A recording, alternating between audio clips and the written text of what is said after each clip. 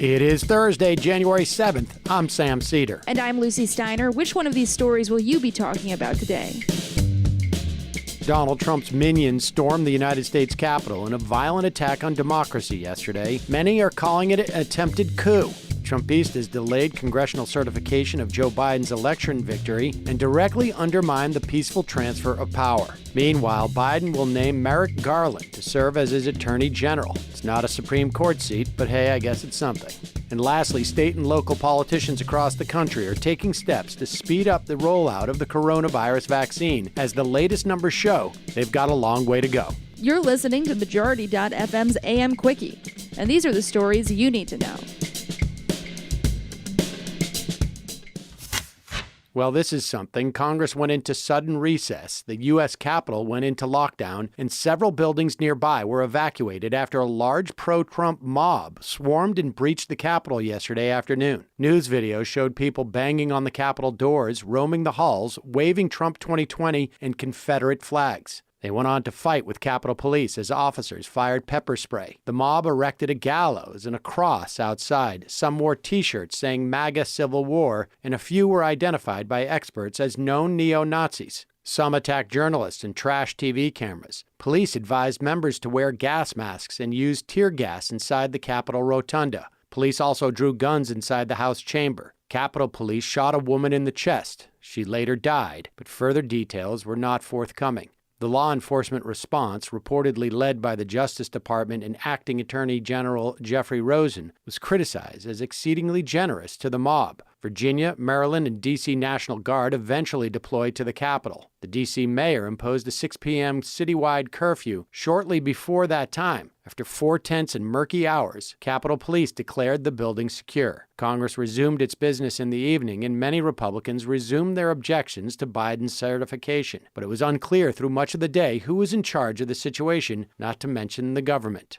So far, the MAGA mob succeeded only in delaying congressional certification of the Electoral College votes, making Joe Biden the next president. But make no mistake, these were anti-democracy thugs attempting to undo the will of the people by force. A man stood on the dais of the House chamber and shouted that Trump won the election. Another man, wearing a horned helmet and called the QAnon shaman, took over the Senate chamber. There were thefts from the congressional offices. All this marked the latest and hopefully final phase of Trump's subversion of democracy. The NATO Secretary General, Jens Stoltenberg, yesterday said, quote, "The outcome of this democratic election must be respected," end quote. Foreign governments expressed concern and sympathy. The Venezuelan government said it hoped for stability for the American people. Speaking to supporters early in the day, Donald Trump vowed, quote, "We will never concede," end quote. At the same time, his vice president, Mike Pence, was preparing a statement, conceding.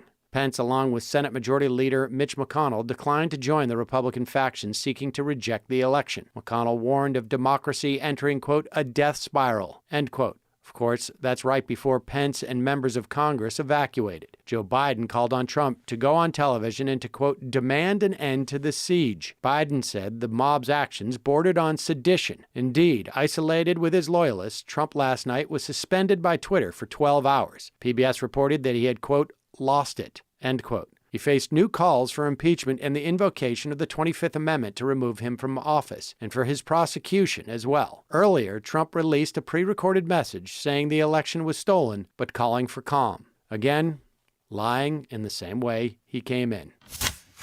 In other political news, President-elect Joe Biden has selected Judge Merrick Garland to serve as his Attorney General. Garland is the Chief Judge of the United States Court of Appeals in D.C. This is the second most important court in the country, right after the Supreme Court. Biden was expected to officially announce Garland's appointment today, the AP reports. Biden will also name other senior leaders of the department, including former Homeland Security Advisor Lisa Monaco as Deputy Attorney General and former Justice Department Civil Rights Chief Vanita Gupta as Associate Attorney General. He will also name Kristen Clark, the president of the Lawyers Committee for Civil Rights under law, as Assistant Attorney General for Civil Rights. Some defense lawyers and criminal justice reform advocates have said they worry Garland's record on the bench shows he's too deferential to the government and law enforcement, this according to the Washington Post. However, according to the AP, the selection of Gupta and Clark, two women with significant experience in civil rights, appeared designed to blunt those concerns and offered as a signal that progressive causes will be prioritized in the new administration, which,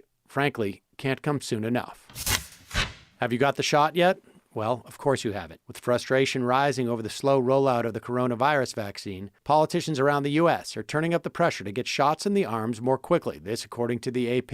New York's governor is threatening to find hospitals that don't use their allotment of COVID-19 vaccine fast enough. His South Carolina counterpart says healthcare workers have until January 15 to get a shot or move to the back of the line. California's governor wants to use dentists to vaccinate people. More than 3 weeks into the vaccination campaign, just 4.8 million people in the U.S. have gotten their first shot, according to the AP. That's out of 17 million doses distributed as of yesterday morning. The U.S. has an estimated 21 million healthcare workers and 3 million nursing home residents. Centers for Disease Control reported just 429,000 people in nursing homes have been vaccinated. The slow rollout has been blamed on a multitude of problems, according to the AP. Politicians are getting aggressive in trying to accelerate the campaign. Governors of California, Maryland, and North Carolina said they'll use the National Guard to speed things up. State and local officials are also moving to expand availability of the vaccine to other groups. Anything's better than letting doses expire after going unused.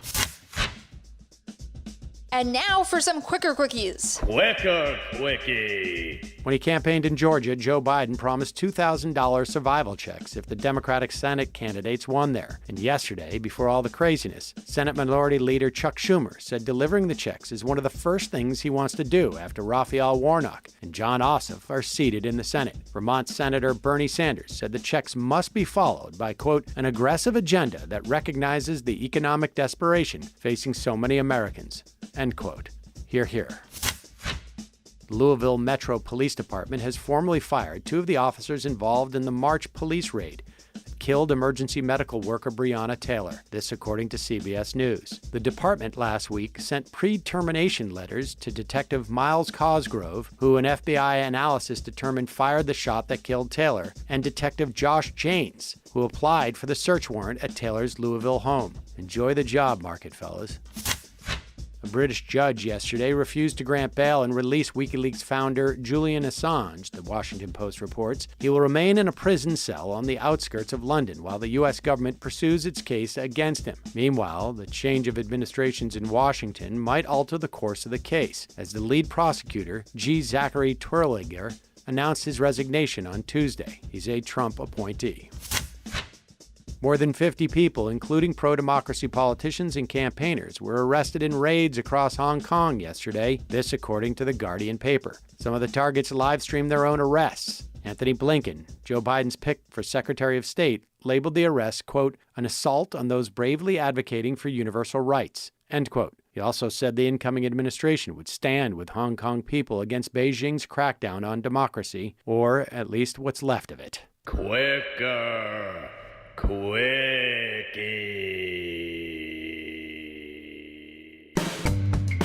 That's all for the AM Quickie. Join us this afternoon on the Majority Report live at noon or later as a podcast. We will recap the insanity that took place yesterday and also talk a little bit about how Georgia ended up delivering 2 Democratic senators.